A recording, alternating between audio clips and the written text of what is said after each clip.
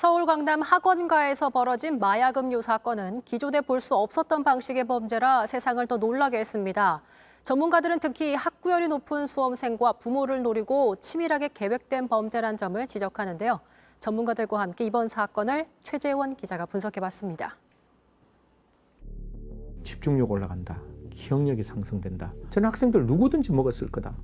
저는 아마 먹었었을 것 같아요. 마시기만 했는데 그게 마약이 있었다고 하고 그러니까 되게 겁나고. 연두색 상자를 들고 이동하는 두 여성. 다른 장소에서는 남성 한 명이 같은 상자를 들고 있는데 음료가 가득합니다. 이들 4명은 2명씩 짝지어 학생들에게 공부에 도움된다며 마약을 몰래 탄 음료를 건넸습니다. 서울 대치동 학원가 한복판에서 벌어진 일입니다. 학교 친구에서 이제 마약을 먹은 애가 한 명 있는데 걔가 그걸 먹었을 땐 되게 어지러웠대요. 쉬고 있을 거거든요, 공부를. 트라우마 때문에. 다음은 부모에게 온 협박 전화와 메시지였습니다. 당신 애가 마약을 먹었다. 그러니까 내가 신고를 안 할 테니 1억 원을 달라. 지금 20년 정도 마약 사건들을 해왔지만 이런 일은 없었습니다. 주의력 결핍, 과잉 행동 장애, ADHD 처방약을 미끼로 내세운 것부터 치밀하게 계획된 범죄라는 게 전문가 분석입니다. 강남에서는 이미 소문이 나 있어요. 메틸페니데이트를 처방받아서 먹으면 시험 기간에 잠도 안 오고 공부하는데 집중력도 굉장히 올라가서 시험을 잘 볼 수 있다. 학구열 높고 자녀에게 뭐든 해줄 수 있는 강남 수험생 부모를 노려 덫을 짰다는 겁니다. 그 내일이었다면은 그 생기부에도 적힐 수 많이 걱정하셨어요. 다른 사람이 주는 거 먹지 말고 조심하라고. 보이스피싱은 끊으면 돼요. 너희 아이가 마약을 했다라는 전화를 받은 부모의 입장에서는 이 전화를 끊으면 진짜로 그 마약 성분이 검출이 되는 거예요. 경찰은 일당을 붙잡고 중국에 있는 윗선을 쫓고 있습니다.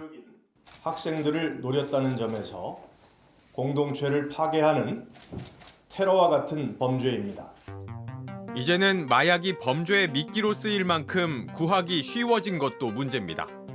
0.03g, 지금은 그냥 한 그릇 음식 가격입니다. 던지기라는 방법 때문에 마음만 먹으면 30분 안에도 구할 수 있거든요.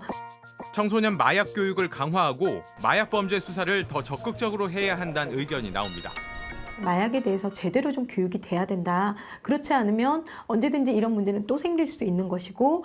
바깥에서 볼 수 없는 수사라면 안에 들어가서 수사할 수 있도록 만들어야죠. 또 새로운 형태의 신분 위장 수사 방법이 필요하다. JTBC 최재원입니다. 네, 대체 누가 왜 이런 일을 꾸민 건지 취재 기자와 함께 좀 더 짚어보겠습니다. 송승환 기자가 나와 있습니다. 자, 먼저 경찰은 이번 사건을 어떻게 보고 있습니까? 경찰은 단순 마약 사건이 아닌 신종 보이스피싱 범죄로 보고 있습니다. 네. 자신도 모르게 마약을 먹도록 한 뒤에 이를 악용해서 돈을 뜯어내려 했던 겁니다.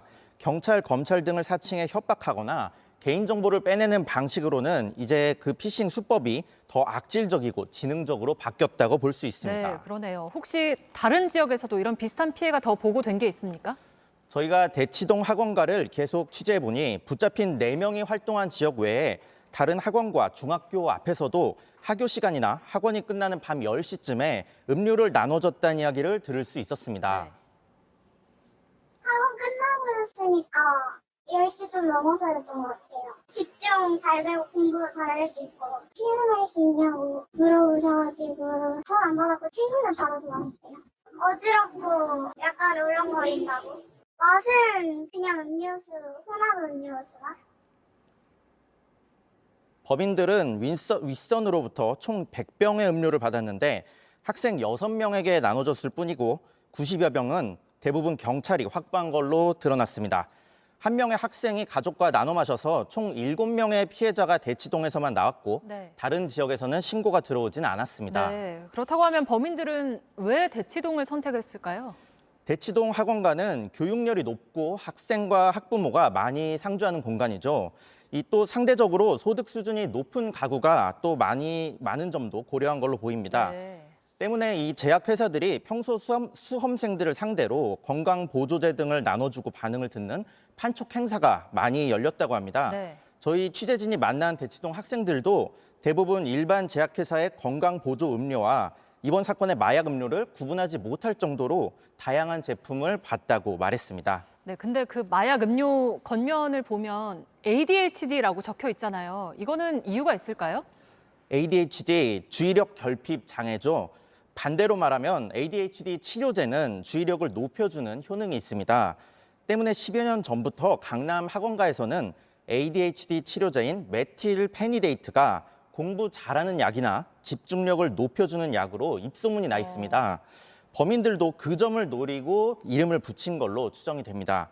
참고로 ADHD 치료제는 환자가 아닌 사람이 먹으면 신경 과민이나 불면증 등 부작용이 발생할 수 있습니다. 네. 그래서 의사의 처방 없이는 절대로 먹어선 안 됩니다. 쉽게 말해서 공부 잘하는 약 같은 건 없다고 보시는 게 맞습니다. 네, 잘 들었습니다. 송승환 기자였습니다.